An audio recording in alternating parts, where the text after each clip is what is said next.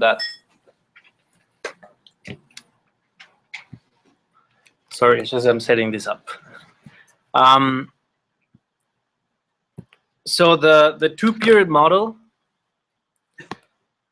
Well, first, what is it telling us?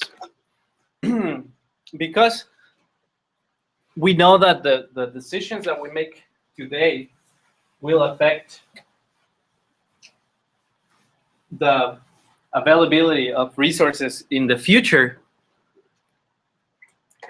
we cannot stick to a analysis that only takes a snapshot of the reality, right? We need to be thinking about how the decisions that we make today are going to affect our decisions in the future. So what happens in this, and this is a very very simple model, because it's only two periods of time. So we already know that the optimal is where marginal something equals marginal something, right? So we have marginal net benefits. And when I said net, what do I mean by this? That I subtract the costs, right? So our marginal net benefits will be always what we get, so it's the price, minus what it takes us to get that resource in this case, right? Marginal extraction cost. Okay, so once we know that,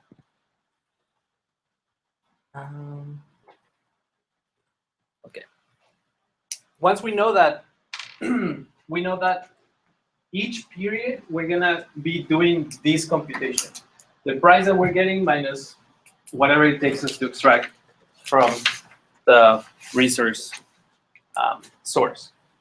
Okay, now the problem arises when we realize that $1 today is not worth the same tomorrow. So there's an opportunity cost of money, right? And because there's an opportunity cost for money, there's also an opportunity cost for the resource that we extract in each period. So that means that a unit of resource that I extract today and the money I get for that unit is not going to be the same as in the next period. So there's an opportunity cost, right? So how do we take into account that? Well, we have an interest rate, right? So if the interest rate was 0, both periods will be the same, right?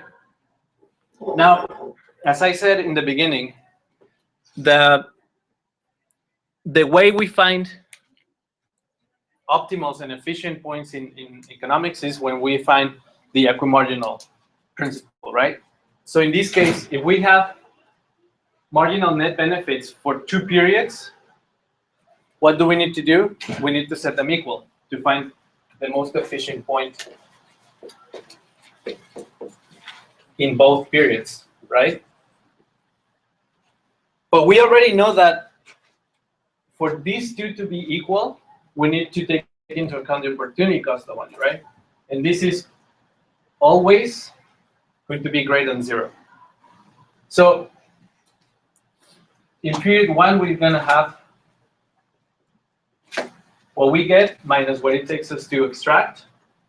In period 2, it's going to be the same thing, what we get minus what it takes us to extract, only discounted by the interest rate.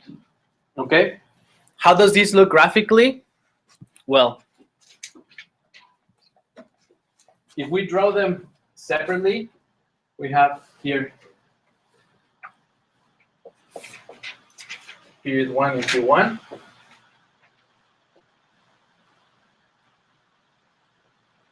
Period 2 and Q2. Then we will have a line. I'm going to call this point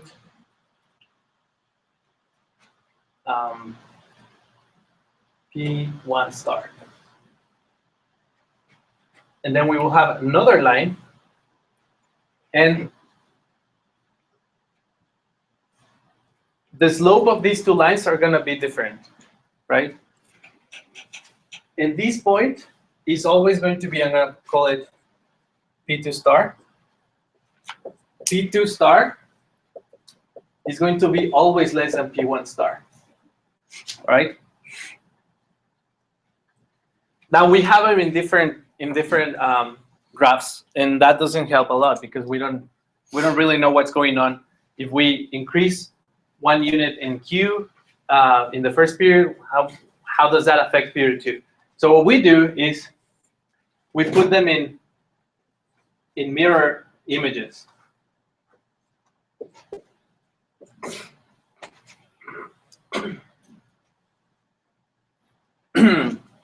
So we graph them in mirror images, right? So now we can start analyzing what's happening if we extract 1 more unit today. What would happen in the units that I will extract tomorrow? If there's an increase in the interest rate, what will happen? If there's a decrease in the interest rate, what will happen? So that's basically how we analyze this. So here I'm gonna make some distinctions. The only thing that will make this line pivot is a change in the interest rate. Okay? The only thing. And this came in the last midterm, in the first question of the short answer, where it says that at the efficient point there will be 2 equal quantities, Q1 and Q2 will be equal. Well, that's never the case. The only thing that is equal in economics is the marginals. Okay? So don't get tricked by that, because there could be a question saying the efficient level is where total cost equals total revenue. No. Marginal cost equals marginal revenue. Wait, so the second midterm, the question was, in order to reach efficiency, quantity, both quantity must be equal to each other. Yeah, that was the question, right? And the answer was it's false because we have an interest rate. So these 2 lines are going to be different.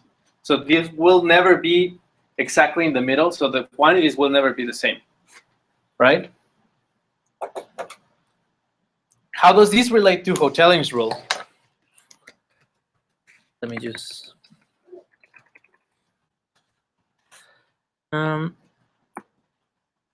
Anyone has a guess, or how does this relate to Hotelling's rule?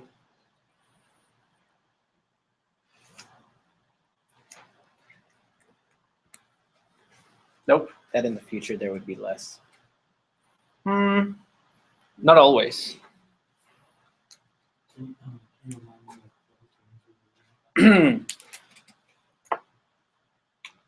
Anyone wants to remind what Hotelling's rule means? Net price Mm-hmm. rises at the rate of interest. Oh, right. Yeah. The net price rises at the rate of interest. So what does this mean?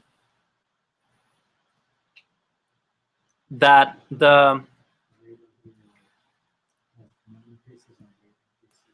your price has to rate at the same rate as the rate of interest. So that means that if the price is higher than what you're getting in interest, then you're going to increase your extractions in the next period, right? Same with the problem with the houses. If you're getting a higher price than what you get if you put the money in the bank, then you will wait and sell in the second period. So the equilibrium is where prices rise at the same rate of interest. So you are indifferent between selling this period and putting it in the bank, or waiting and selling it next period. That's why that's Hotelling's rule. That's what keeps everything in equilibrium. How does that relate to the graph specifically?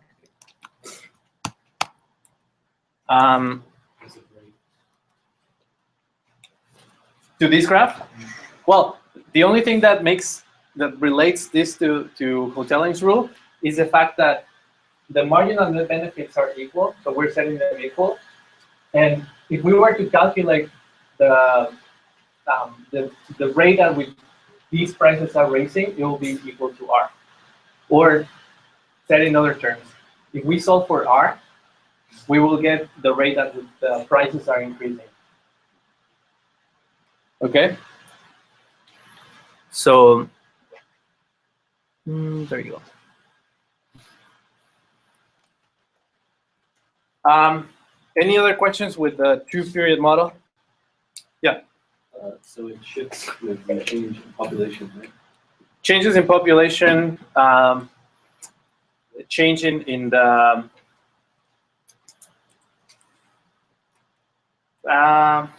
changes in preferences can also shift the curves.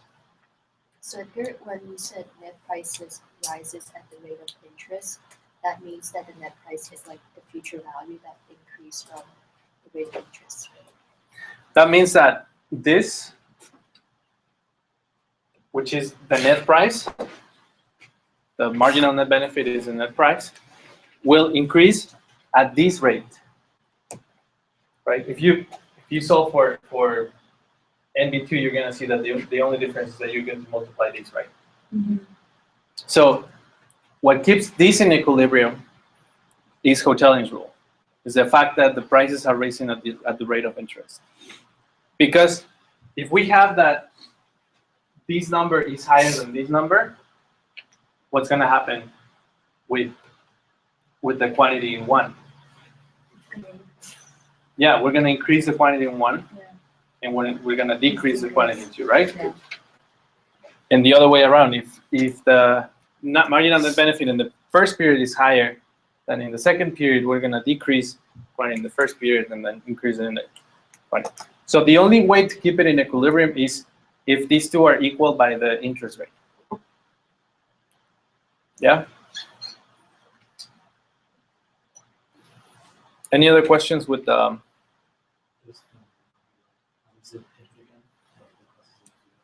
only thing that pivots the graph is the rate of interest. And also, and this is a very, very important thing, as the rate of interest approaches 0, this P2 is going to approach P1, right?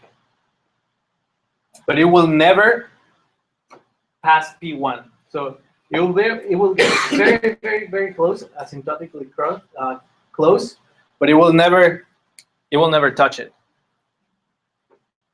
right? And that's because the rate of interest is always positive, and there's no other way around. The rate of interest is always positive. Okay? Is that clear? Now, remember, you can find questions like, why do we use the concepts of present value and future value?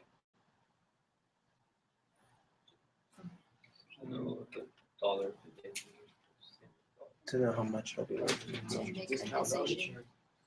Discounting price. Mm-hmm. Housing market. Mm. I don't know. The value of things in the future. Yeah, so we have a baseline to compare, right? Okay. Yeah. Because if we don't have a metric to compare things, we can't possibly know if I'm getting a good deal by waiting or by selling in this period, right? So when we have a baseline to compare, when we have an interest rate, and we can calculate the future value or the present value of something in the future, then we can make an efficient decision. Otherwise, we have no idea. Yeah? So that's another key. Remember that the use of these concepts is just to have a baseline to compare. And because the rate of interest is always positive, $1 today is going to be worth more than $1 tomorrow. All the time. That's a rule. Okay? So if the rate of interest is greater than 0, value today would be worth more than It's always greater. Hmm? It's always greater. Yeah, the rate of interest is always greater than 0. Now, if you took macro, you can argue with me, saying the net rate of interest, if you subtract the inflation, but don't worry about it. For our purposes, it's always positive. Okay. Any other questions yet? I think I don't have it in front of me, but it was sort of related to this, like the discounting future value for the houses when you added them all up, like. Oh yeah. So I'm gonna erase this. Okay. Yeah. So there was a question in one of the problem sets that was asking us to calculate the price of land over 3 periods, and we were giving 3 future values, right? So we're giving, I'm going to call it T1. So T1, T2, and T3, and we were giving, I'm just going to make up numbers, 100, 200, and 300. And let's just say the rate of interest is 10%. How do we calculate the price of this land if we know these 3 values already?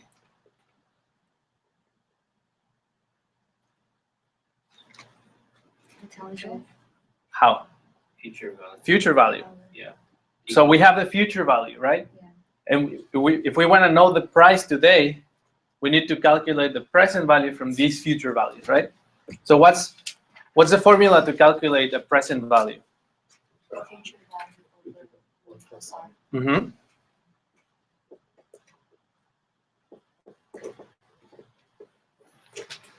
And then if we have different periods, in our second period, what will be because we're talking about compound interest rates. Yeah. So what will be our formula for the second period? B over 1 plus R squared. Mm-hmm. And well, you can guess, right? So now we have the present value of each period of time. And we want to know how much we should pay today. So we simply sum up these 3 future values to get a price for land in this current period.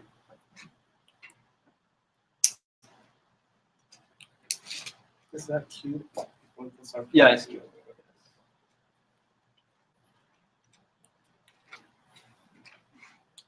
Wait, the summation of all those would be what? So the summation of all 3 future present values, because this is present value 1, Okay. this is present value 2, and this is present value 3. Right? Yeah.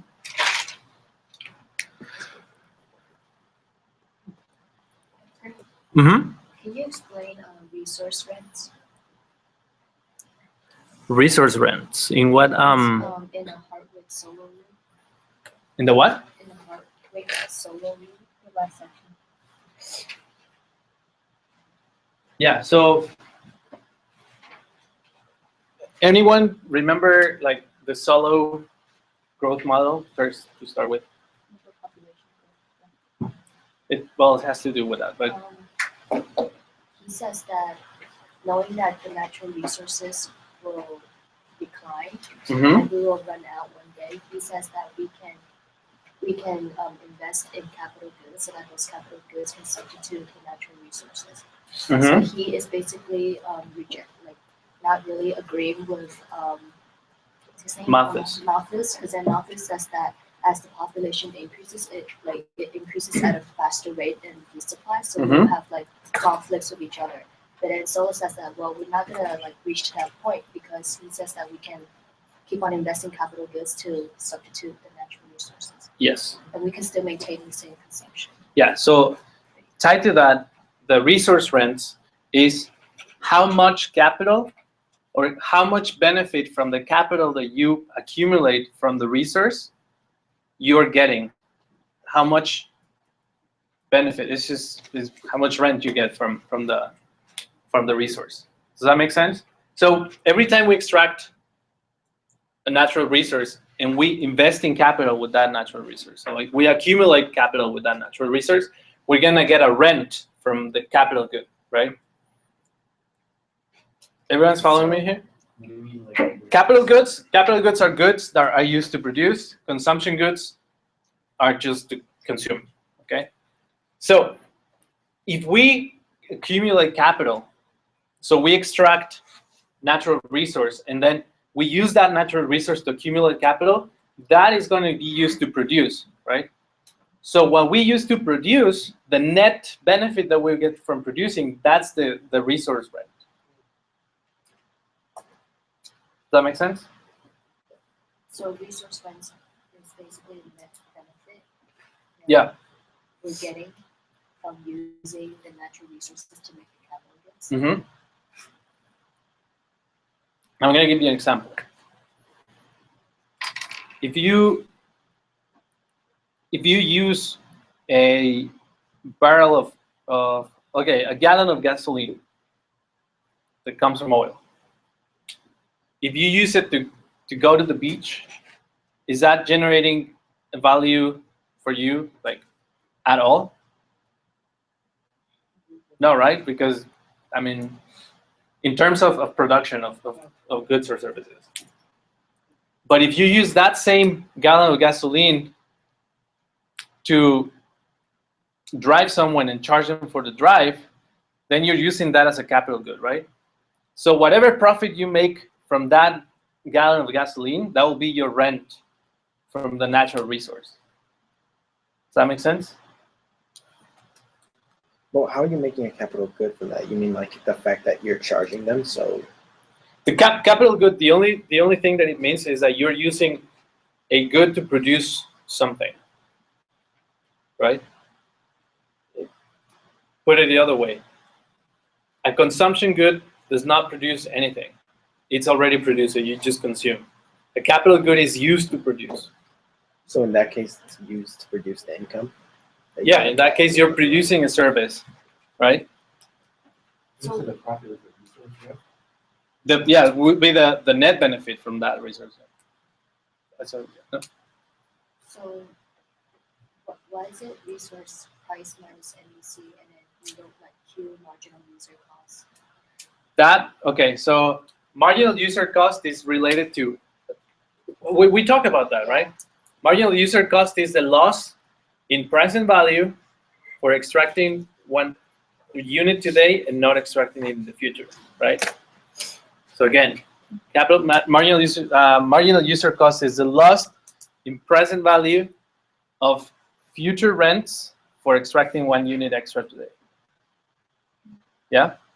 So if you want to calculate the net benefit of a unit that you're extracting from the natural resource, you have to take into account what you get from extracting that unit minus what it costs you to extract it minus the loss that you will have in the future for extracting that unit today. Does that make sense? But it says resource price. Yeah, that's what I'm saying. The resource price minus the marginal extraction cost. Actually, he's equating it. It has to be minus. So what is the equation then? The resource price minus NEC only? Minus marginal user cost.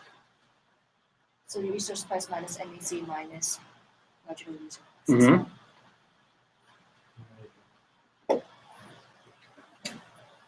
So it'll be price minus MEC. You can put it this way because these two are costs.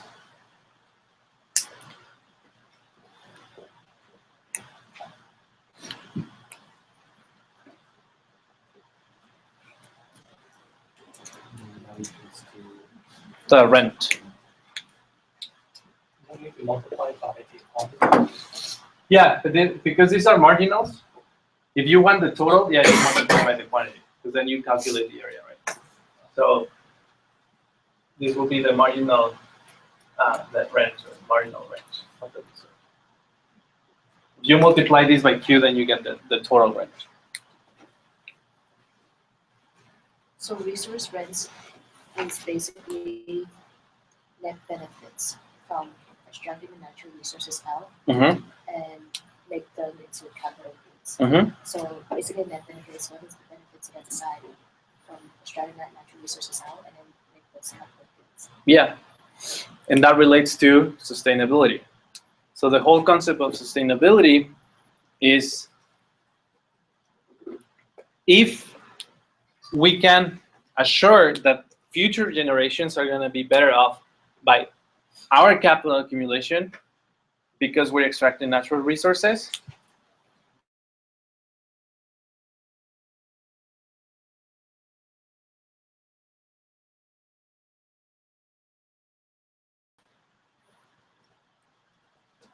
The marginal user cost didn't like for the rent. You said that's the like the resource that you're using. Future, can you use that resource like in recovery to do the same thing? that's what I'm saying. If you extract one unit in the present, the marginal user cost is the loss that you will endure in the future, right? So you're already discounting it. Does that make sense? Yeah.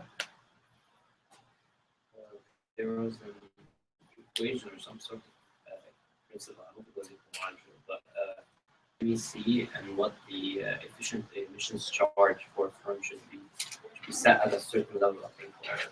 Oh, okay. You're talking about the problem set? Yeah, yeah. Okay, yeah. So we're gonna set our minds into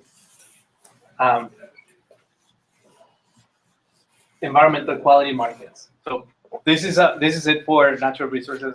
We can come back to it. Let's just go to more environmental quality markets. So we know that the marginal abatement cost of any firm will be a function of E, right?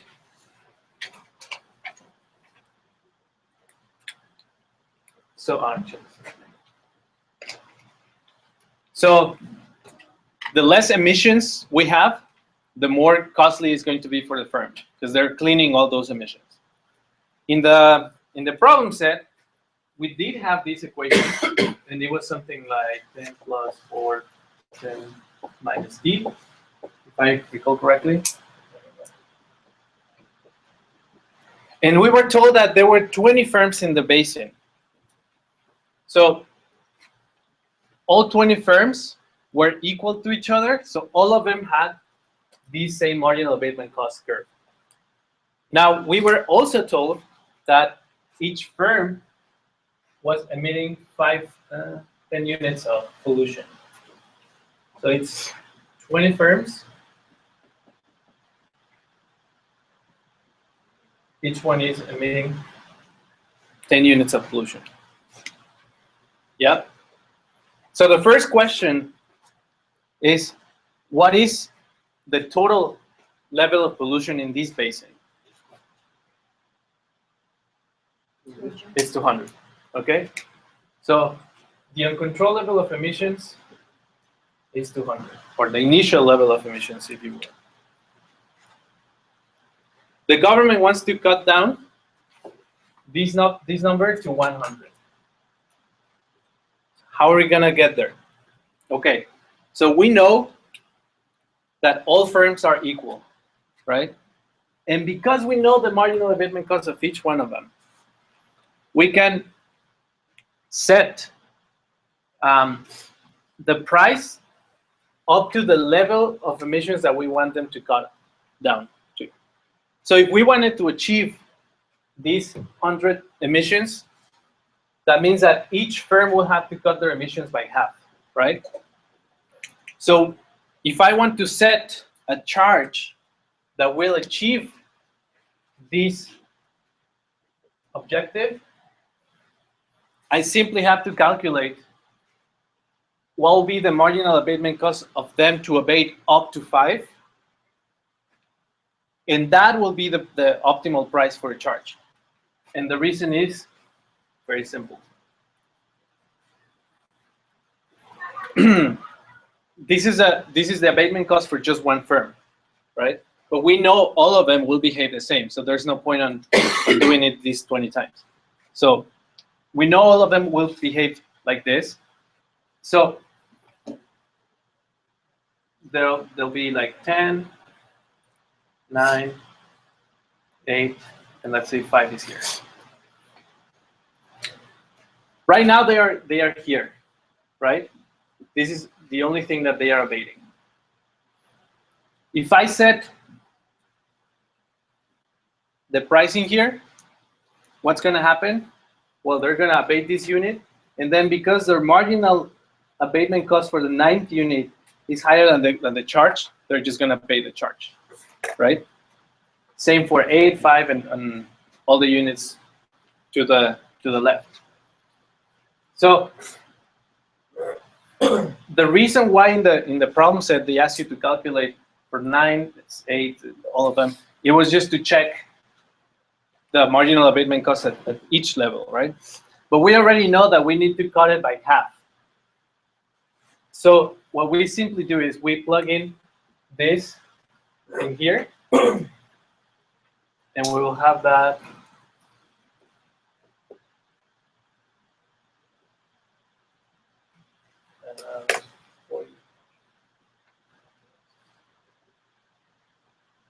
So did you get that formula by thinking about the fact of like the area under it, kind of like drawing the lines, and you can see how it's like in between 10 and 9, 8 and 9, 7 and No, 6. the formula was a given. I drew the line based on the formula, not the other way around. Because I was just trying to think of like how that was like kind of made, and I just kind of thought about like if you divide the lines, kind of it's like 4 separate area things, so it'd be times 4, and then 10 minus the emissions that you want, and then plus the 10 for that. So It's kind of this is kind of arbitrary. I mean, the formula was made up so we get easy numbers, but this is just an example.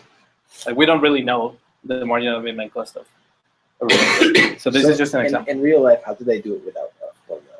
Just out of curiosity. That's exactly why we don't use marginal abatement cost for policies. Uh, So if we want, we know the marginal damages, right? And there's ways to calculate that. Contingent valuation, travel cost methods, and so on.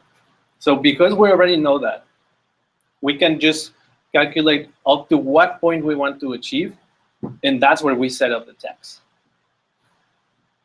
Because imagine for the CO2 emissions from cars, it's impossible to know how much can you spend in getting a cleaner car or a more efficient car, which will be equal to your abatement cost, right? It's very difficult to estimate for every single person. The government do, they just set a tax on gasoline. And then each person, according to that tax, is going to determine how much gasoline they're going to consume, right?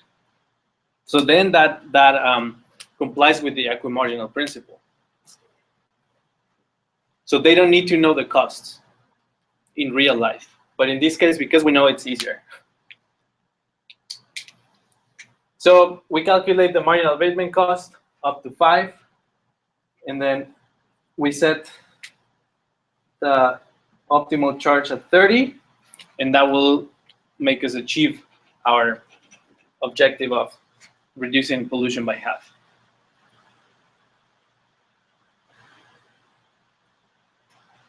Yeah. Now, what would happen if we had, let's say, two different firms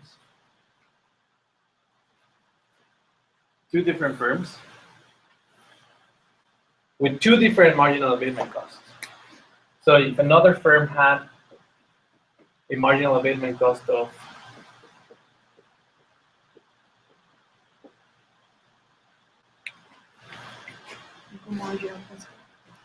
equimarginal principle. So we will have to solve this system of equations, right? How do we solve it? Because we have two equations, and ultimately we'll have two unknowns, right? Yeah. But because we have to set these equals, in reality we will have only one equation, right? So how do we solve this? So we set this equal to each other, and then we need one more equation. No, it's related to this. our objective Oh, has to be equal to the summation of, even with each. right? Yeah. So we don't care how these two behave, as long as they're equal to this, it's fine with us, right? So now we will have these two equations, which will be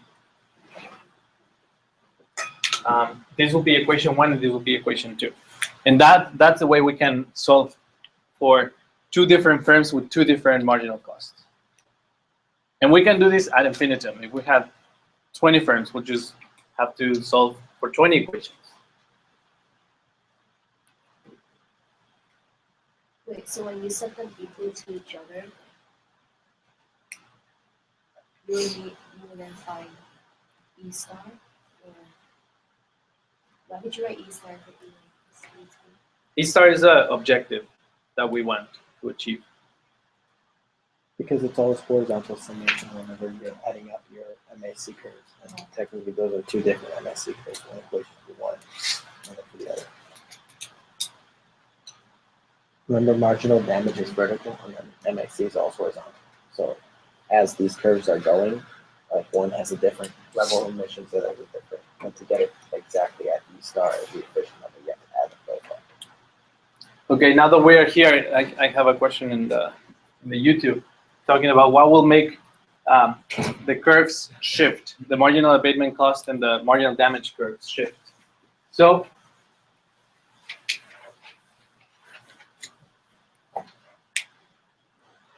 we have our space here. We'll have our marginal damage curve, our marginal abatement cost curve. And the first thing is, let's imagine that there's a change in technology.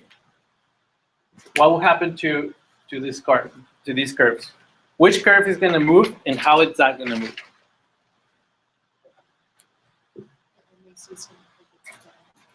Yeah, MAC is going to pivot down.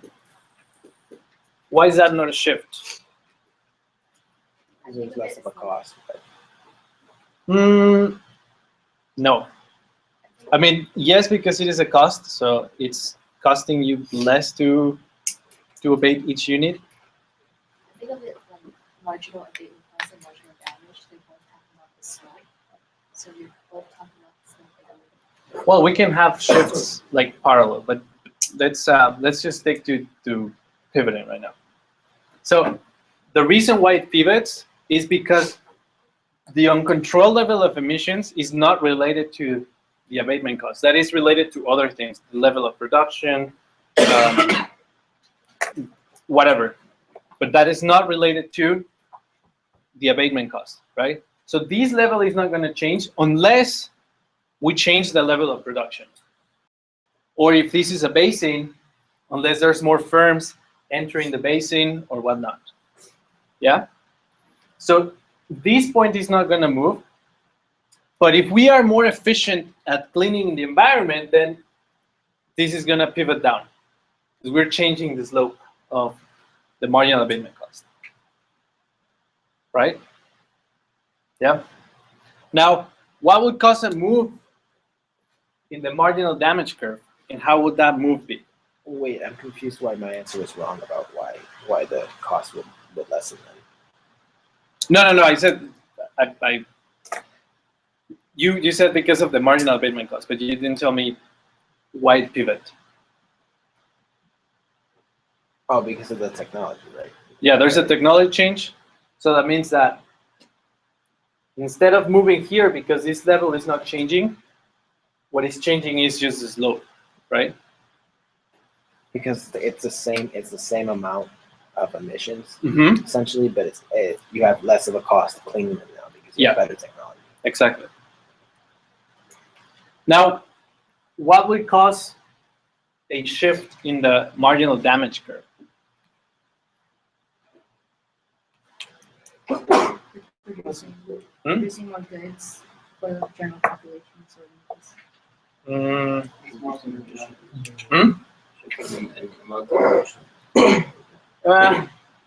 If we realize that the damage for each unit of emission is actually higher than we thought, that will cause a pivot in the marginal damage curve, right? Yeah. So if, for example, there's an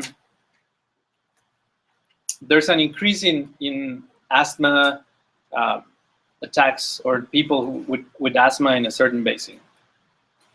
So now the people that are healthy are going to be affected like this, but because there's more people with asthma, it's more expensive for the whole basin, each unit of pollution, right? So the actual marginal damage curve is going to be steeper, right? It's a higher cost of damages Mm-hmm. because of the people with asthma. Yeah, because it's more expensive. The level of damage for each unit of emission, now it's higher, right? That's why. The same for like, let's say marijuana. Before, we thought that the marginal damage was like this, but with more research, we've come to a conclusion that is probably not as bad as we thought. So that is changing the slope of the marginal damage curve, right? So that's what we cause. And why is this curve not shifting? What does it mean that it pivots in this point right here? It's not changing the level of emissions, so it's just changing the amount of damage. Mm-hmm. It's changing the amount of damage, but what is this point? Like, what is this space right here? How do we call it? Threshold. The trust. Yeah, margin, the damage threshold, right? The damage threshold has to deal with resilience and resistance of the environment, and that's an ecosystem natural processes that we don't deal with in economics. So we don't change this because that's a natural process. That is a given. That's why the curve only pivots on this point. Because it doesn't. That's the amount that doesn't affect people, right? That's the amount that the ecosystem can take without having any damage, right? Is there an example where you shift the whole curve? If there's firms leaving the market, if it for some reason it's just not profitable for them to stay in this market, this curve will shift this way, because then your level of emissions will go down, but it has nothing to do with abatement, right? Same for if there's more firms entering the market. How about marginal damage? Marginal damage is very difficult to shift because then you have to shift, or you have to change the ecosystem, which generally is So not most the of the case. time you only shift the marginal abatement. Yeah, because that's the only thing that depends on humans, basically. But could the damages, like, could that curve change if, like, you increase the emissions? Like, could the marginal damage curve, like, shift actually if like right to the left depending on the Like emissions? Like if it changes the slope, or Like if the emissions change, like for the abatement cost, because you know Like this? how we change, yeah, but except Oh, if this? we did it No. on the other side for the marginal. yeah, no, because you're only having less firms emitting into the environment, but the damage that each unit causes is going to be the same. You're only going to have a less level of emissions, but the damage is going to be the same curve, because you're not changing the environment. Right, like in theory, you could change like the way you simulate the capacity of the environment, would it shift? Or you're able to somehow like affect that, would it? Yeah, but we don't have that capacity yet, so we can only undo what we do.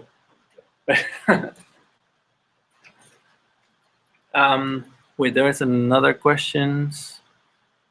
Oh, there's a question which it says, can you work out the equations? But what equations? The marginal abatement, I think, once the two firms, I think. Oh, But that one just. well, that's recorded already, so Yeah. They can see it. Same for the present value. That's recorded, so they can Yeah. see it later. Okay, so just to review everything, like for marginal damage, you only pivot and not shift. You only pivot because you can't change the threshold, you can't change the environment, so you only pivot.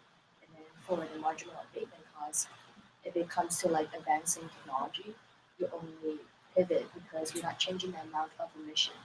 You're only basically changing the technology and cleaning up better. Yeah. Those emissions. And for the marginal abatement cost, you would shift the whole curve when, let's say, when the firm like leaves and doesn't want to supply anymore. That you would change the waste emission. Yeah. Waste emission. Or when there's a new firm coming in, then it should make the marginal abatement cost go up. When there's new firms coming in there, but if it's the same technology, then the slope will remain the same. Yeah. Do you have a question? No. Yes. Okay.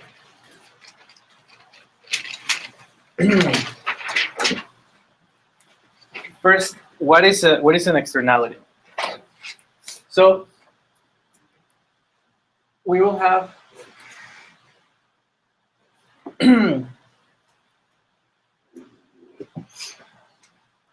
our regular marginal benefits curve and marginal cost curve, which conversely you can call them demand and supply. For our purposes right now, we're going to call them marginal benefit and marginal cost. Okay? The market will give us an efficient outcome if all the benefits and costs relevant to this market are taken into account. Externalities arise when there is a cost or a benefit that has not been taken into account by the person making the decision, but is affecting society as a whole. So negative externalities, they arise when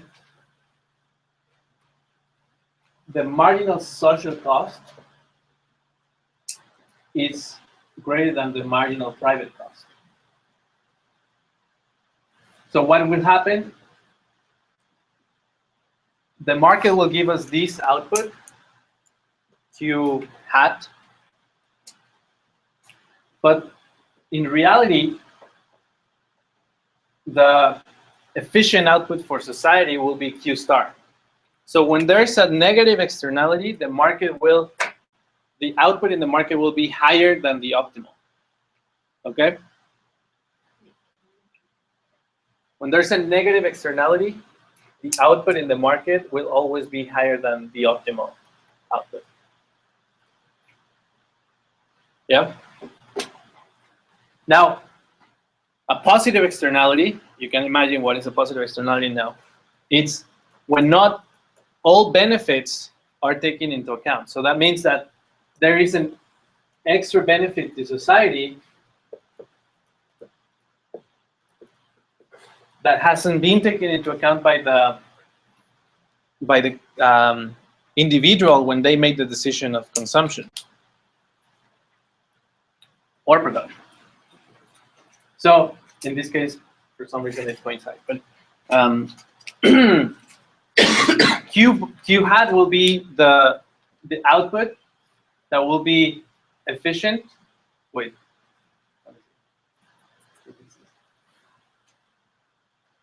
Oh yeah.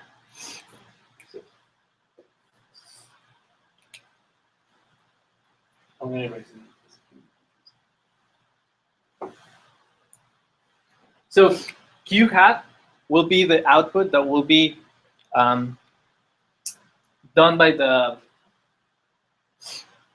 consumer privately, just the individual decision of the consumer. And as we call it, that will be the market output or the market allocation. Now, the social efficient allocation would be Q star. That will be the desirable level of consumption or production of this good that is optimal for society. So in the presence of a positive externality, the market will always give us less than the output in the that is socially efficient. Yeah, we're good with externalities. Wait, so that's marginal private cost up there. This is the marginal private cost. Yeah, I deleted the marginal social cost because it was confusing. And you're saying when it's socially optimal, the private cost is going to equal the social benefits. No. When the market output is where the privates are equal, whether it's a private cost or the marginal private benefit. Okay, that's a market allocation. The optimal is where the socials are equal, where the marginal social benefit equals the marginal private cost, which in this case, because there's only one, we assume is the social. So there's no extra cost, right, to society.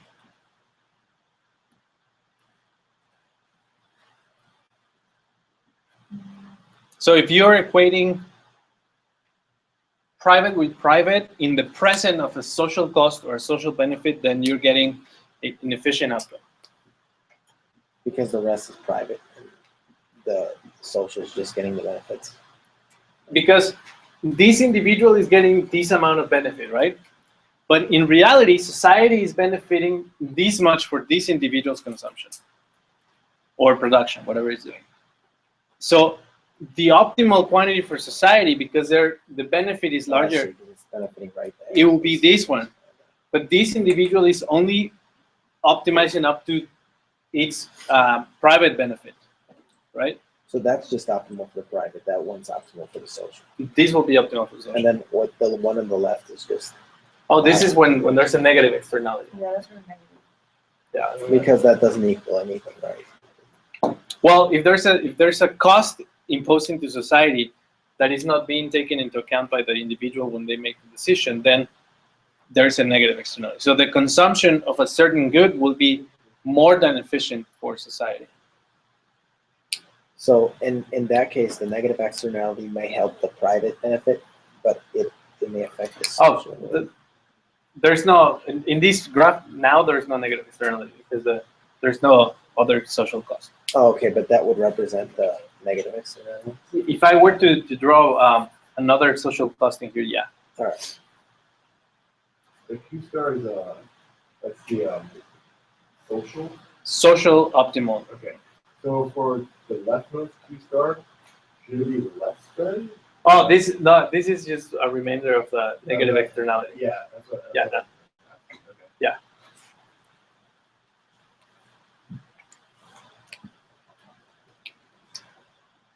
And you also need like the remaining dimension to like account for positive externalities, and you also use it for negative externalities. Like, Well, that's a great question. It sounds more like a philosophical, political question. So when there is not only negative externalities, but when there is market failures, meaning concentration is a violation of perfect competition. Externalities is a violation of the cost and the benefits taken into account. In the presence of public goods, those are market failures. A market failure is when simply the trade is not enough to get the maximum welfare for society. So in the presence of market failures, the government intervention is justified, at least in the economic perspective. In this case, for example, the quantity that the market is telling us is less than what be optimal for society, right? So if we think about this example as education, so you are investing in your education and you are optimizing over your own marginal private benefits and your marginal private cost, right? You are not educating yourselves to enlighten the world or whatever. However, society benefits from an educated population, right? So that means that the benefit that you get from being educated is less than the benefit of society as a whole for having an educated population. So if we were to give education only to those who think it's worth for them to get an education, then we will be in this level right here. Because then they will be paying whatever they value the most as education. But because society as a whole is benefiting from an educated society or population, then we have government intervention to subsidize schools or to provide public education. Right? So we can move from here to here. Yeah? So there's many cases where government intervention is justified. And I'm sorry if there are libertarians in here. There what? There are libertarians in here. Oh, they said vegetarian. Well, I'm sorry for the vegetarians. Yeah. Meat is delicious. Yeah. Yeah, so that's one of the reasons why it's desirable to have government intervention, because the market can't possibly exhaust all the benefits from consumption and production in this case. So in that case, would the private cost be the government, and when you get up to the social, when it is covering the social as opposed to you? In this case, we only have one cost, and we are assuming that the private cost equals the social cost, just for simplicity. All right. Okay. Could be the case that the social cost is larger, and then it would complicate a lot more. Just for simplicity, yes, in this case, the same. So that would be kind of like the government then, right? If you, since it's like equal to the social cost, it's kind of like the government's paying off the cost. Well, the government can give a subsidy of this amount, so you can move to this point right here, right?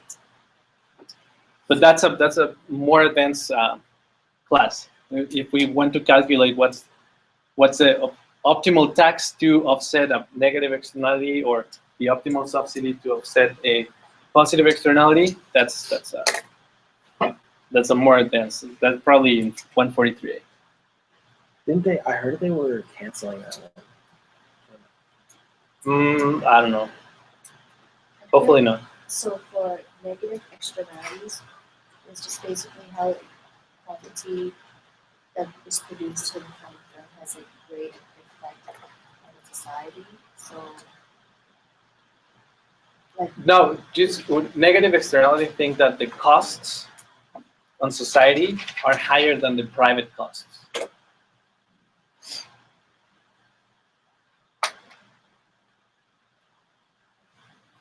Yep. And before I forget, this is a commercial. Is there anyone in here that is really good with data and creating infographics and, Like Excel. like Excel, and then like presenting information in like very easy, fun way? I see. Why do that? Yeah, because there's a job opportunity with my advisor for possibly 1 year in writing a book of water economics. So if anyone is interested, just let me know.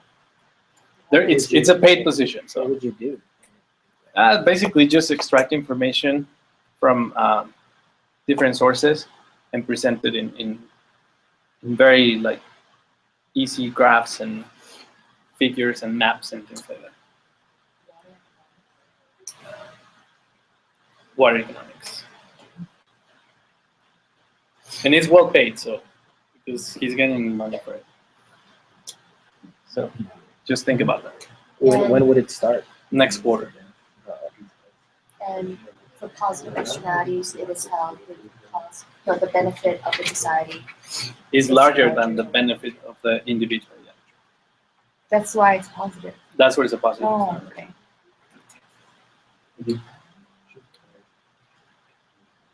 Any other questions?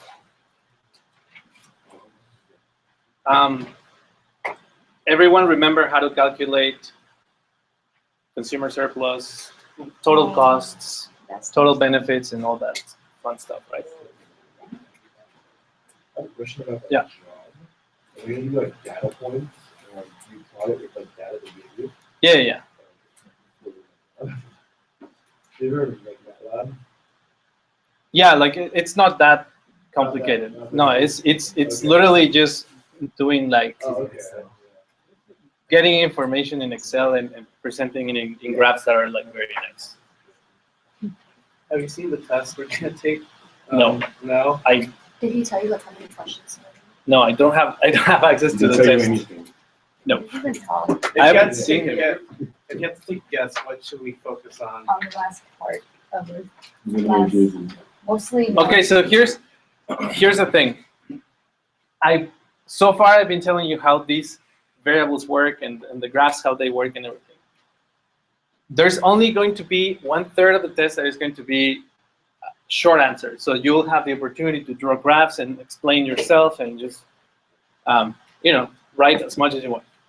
The rest is going to be multiple choice. So try to understand how the concepts relate to each other. So if I present you with a question, you can immediately know which answers to eliminate, right? So if I tell you, like the questions that he put in the first midterm, if the price and the quantity of X good is going up, what is happening? And then I give you the price went down, the population shifted, or whatnot. So if you see the options, you immediately know how these variables work, and then you can rule out the other answers. So that's how I would study for this exam. So it's important to know the graphs and everything, but just try to know how these variables are interconnected. So if I tell you, for example, I have 10 different firms in a basin, and I want to reduce pollution by half. A, I ask every firm to cut equally. B, I implement a scrubber program in all these firms. C, I set a charge of X, or D, I can't do anything. So thinking about this, you can say, oh, which option will satisfy the equimarginal principle? The charge. So the charge will be the less costly option. Or what policy gives you more incentives for technological development? A standard, quantity standard, technological standard, emissions charge, or a tradable permit system.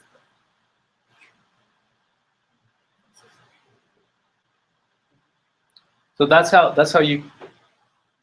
I would study for this exam.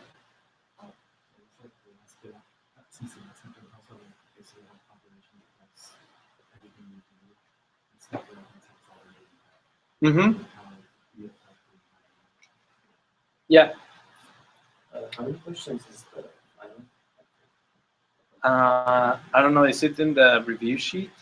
I only know. Can I check? Yeah, go ahead. I only know that he says 2/3 is going to be multiple choice, 1/3 is going to be short answers.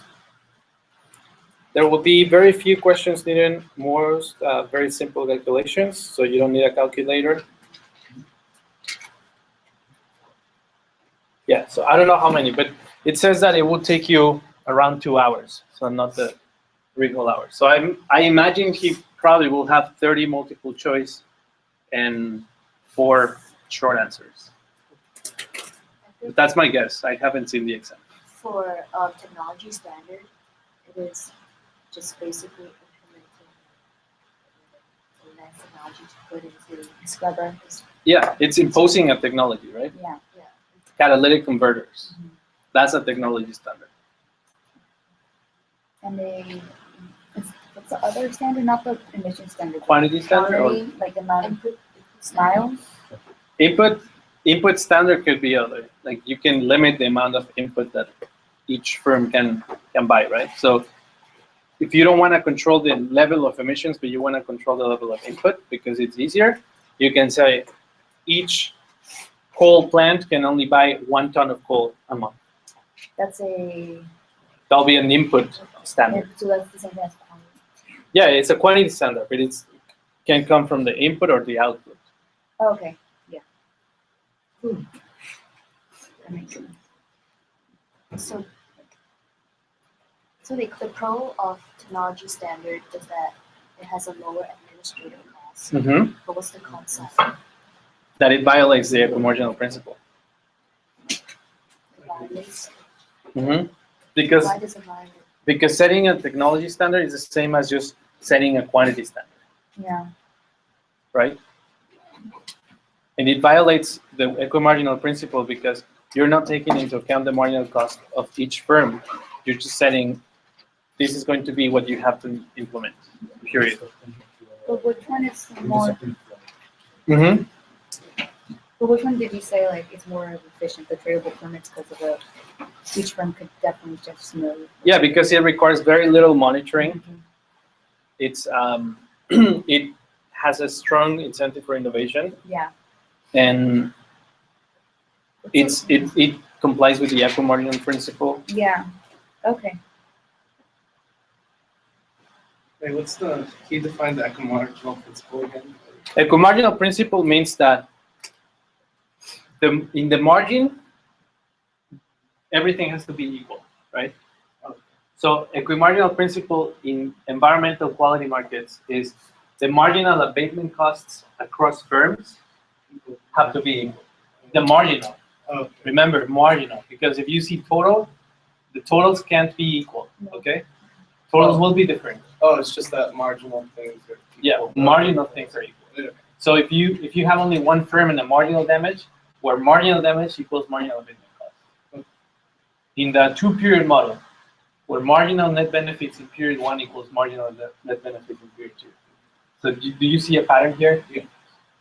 Yeah. Mm-hmm. You want to get to that same exact MAC, right? Yeah. Across firms. Could you explain why tech standard violates the How what? how tech standard violates the Okay, so we have. I'm gonna throw it here.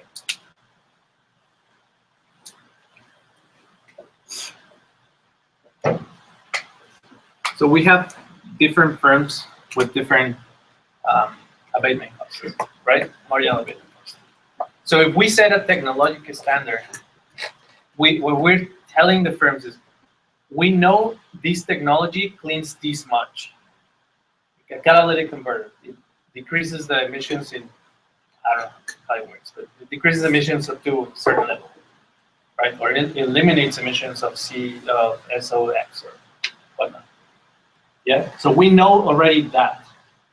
So we tell you and each other firm to implement this technology, and we will achieve a certain level that we want, right? So it's the same as setting. it's like the uniform reduction. It's exactly like the uniform reduction. Although instead of limiting the emissions they can emit, you are just imposing a technology that you know it will achieve that goal. That's a failure, right? Not failure, but it's not efficient. Not And efficient. That's what you're. It's not the least cost solution, and it also It's not. So is not the least cost solution. that means So the least cost would be TEP buckets and Yeah. Mhm. so that means that technology standards are inefficient or is it inefficient? It's inefficient, It's inefficient. and it has very little incentive for technological change The technology standard. because you have to stick to one technology. You don't want to move from it because you can get punished.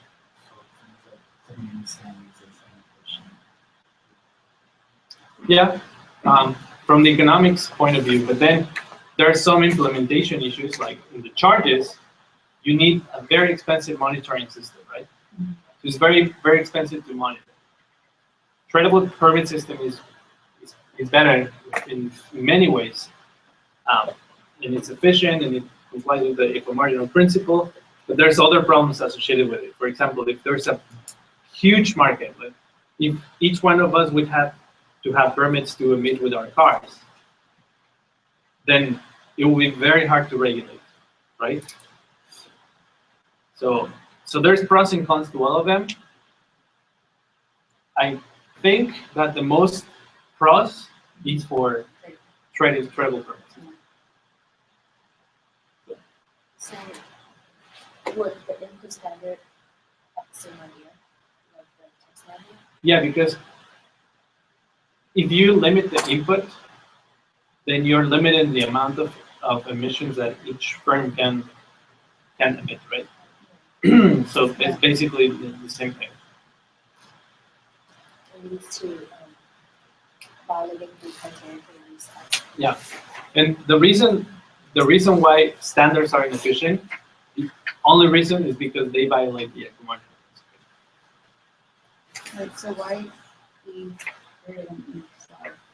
Is that the same thing we're talking about? Can you do that and that is E?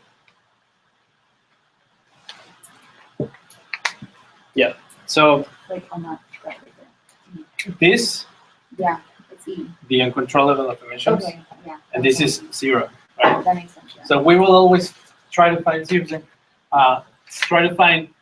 a level of emissions that is less than the uncontrolled, but greater than 0, because 0 is also very inefficient. Yeah. It's very expensive for the economy.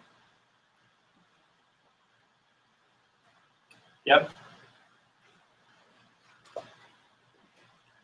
Any other questions? So basically, we need to know input standard, technology standard. So just think what would happen if each one of them would be improved. For example, a technology standard. First, we know because it's a standard, it violates equimarginal principle. But then we also know that we don't want to deviate from that technology, so no one will invest in innovation, right? So think of a quantity standard. It violates equimarginal principle. It will lead to the not to the least cost solution. So just think these characteristics of each policy intervention.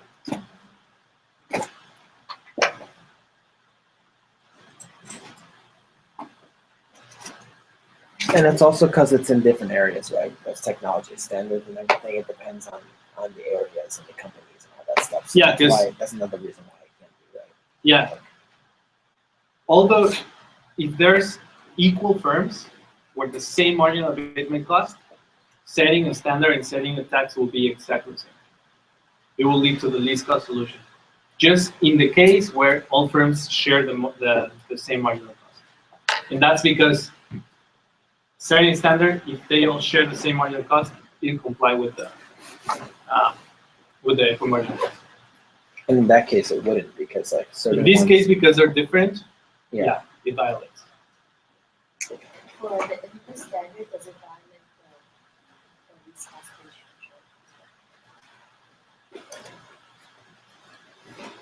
Okay, that makes sense.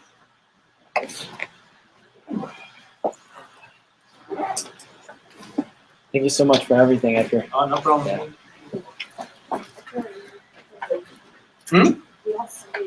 I can stay 20 more minutes. If there's further questions.